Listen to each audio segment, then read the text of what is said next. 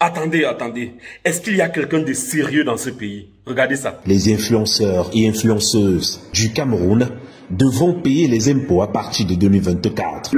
Pour la Fondation camerounaise des consommateurs, cette mesure qui vise à combler le vide fiscal dans lequel opèrent actuellement les influenceurs et influenceuses doit être repensée. L'un des problèmes majeurs de ce pays, c'est qu'on croit qu'on peut soigner le palu avec le baume François. Sinon, comment comprendre qu'on soit toujours en train de résoudre un problème en créant un autre problème? Avant même de commencer, j'aimerais dire un mot gentil aux députés qui ont adopté cette loi. Chers députés, c'est pour ça qu'on vous a envoyé là-bas. Vous allez tous sauter aux prochaines élections. Comptez sur nous. Parce que si on vous demande qui est réellement influenceur, vous pouvez répondre. Quel est le statut de l'influenceur au Cameroun? Vous pouvez répondre. Qu'est-ce qui a été fait pour encadrer cette activité? Bref, vous allez tous sauter. C'est le CICIA. Bon. C'est pas aussi ça. Dans un pays où trouver du travail s'assimile au fait de trouver un corosol en bas d'un prunier, vous ne pouvez pas faire ça. Ça n'a aucun sens dans un pays qui est censé encourager l'entrepreneuriat jeune. J'imagine que vous avez besoin d'argent et vous essayez de le capter partout. Mais s'il vous plaît, laissez les petits Camerounais qui se battent tranquilles.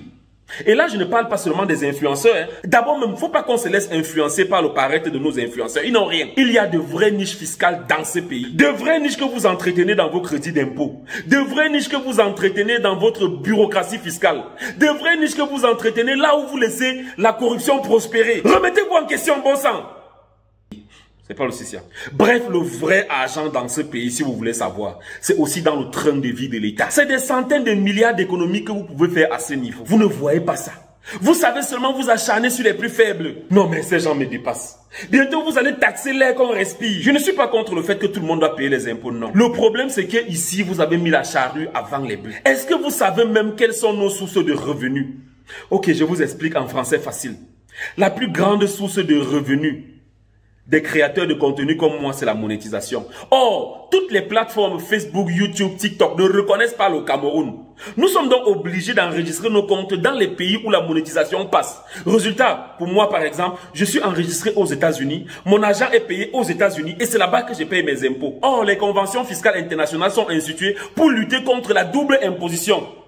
On va donc faire comment? Bref, si notre argent vous intéresse tant, faites ce qu'il faut faire pour que notre pays soit reconnu par ces plateformes et que notre argent arrive directement chez nous. Plusieurs pays africains le font déjà. Si vous ne faites pas ça, sachez que cette loi est une invitation à l'exil. Nous allons tous partir. Alors, je propose donc la création du Conseil national des réseaux sociaux ou du digital, avec à sa tête un influenceur. La précision vaut la peine parce qu'on vous connaît. Vous allez vouloir résoudre le problème de chute de cheveux avec la perruque.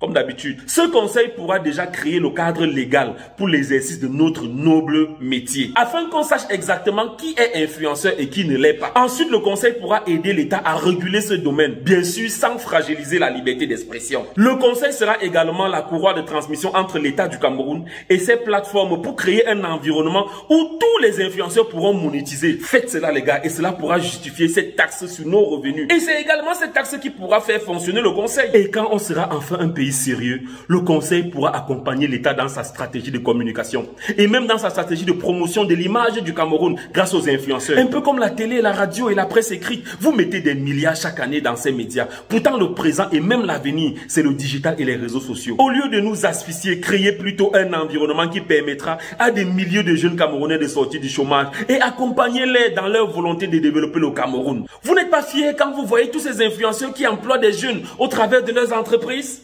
Amy, Dani, Basson, Laetitia et leur restaurant, Mimi et son club, Muriel, Manouchka et leurs instituts, Malox et son bar, Moussik et son tarot, Coco et son mari. Step by step. Bref, Steve Fa et sa Faniente, les 30 et 31 décembre, 1er janvier, venez on fête ensemble à la Faniente. Vous apportez vos boissons et votre nourriture et on enjoy autour de la piscine avec un bon son. N'est-ce pas les gars? Qu'est-ce qui sent bon comme ça là? Ah, c'est moi. Ciao.